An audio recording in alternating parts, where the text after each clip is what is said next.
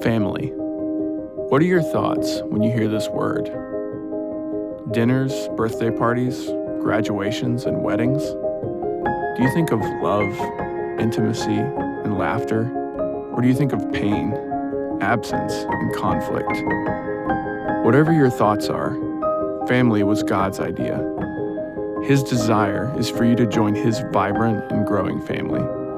A family marked by sacrifice and acceptance, marked by diversity and unity, marked by an eternal significance. A family like that would be no ordinary family.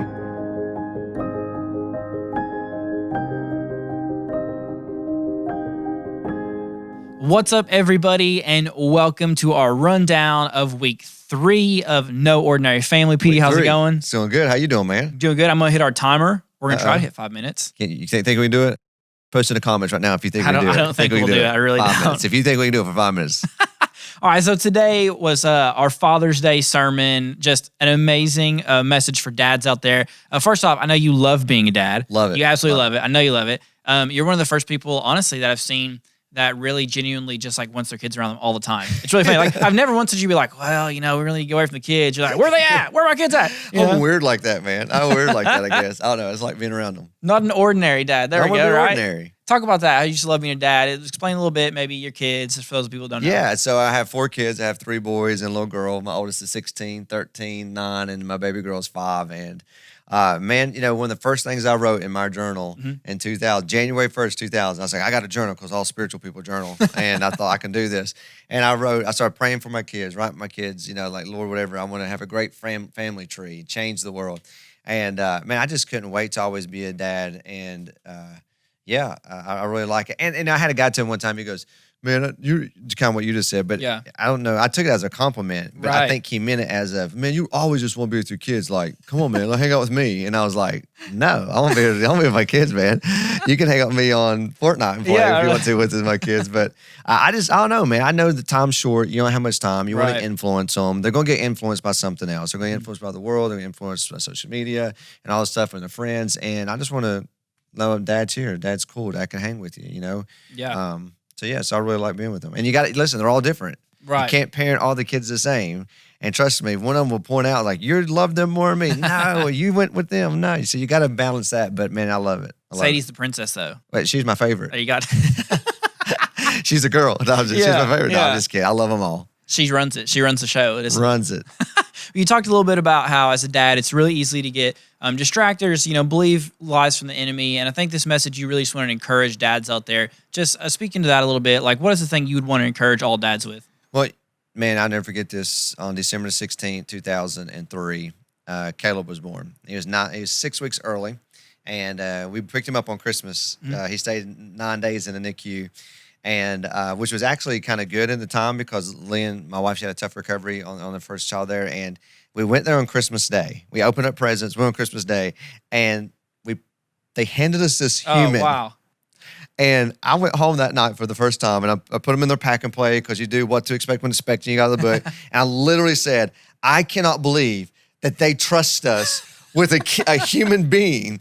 What do you do, man? Yeah. Like, what in the world? And it's amazing how God wires us that instantly, just like dad kicks in, instantly mom kicks in. It's like the instinct.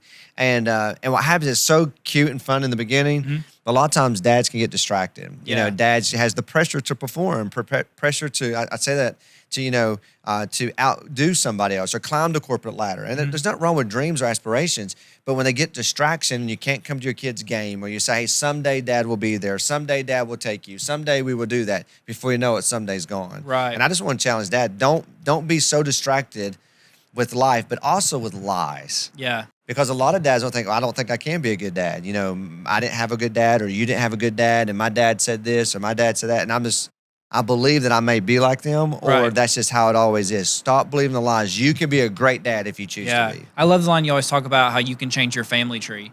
I think that's so cool. But not just for dads, but for anybody, right? Like, you can be the person that changed your family tree for whatever the situation may be. But the passage you're preaching from was Joshua chapter 24. You kind of walked through that a little bit. Go ahead and hit on some of your points from Joshua 24 there for us. Yeah, he says, today you must choose who you will serve. So Now, I know he's talking to all the Israelites. He's not talking just to dads that Right. day. I get that. But the application, Dad, is who you're going to serve. Yeah. Everybody serves something. Yeah. You can serve your iPhone. You can serve your bank account. You can serve a title, a degree in college, or you serve or want something. Yeah. And he says, but you got to choose today. Make a choice. So, Dad, what are you going to serve? What are you going to choose? It's your choice. I can't make you.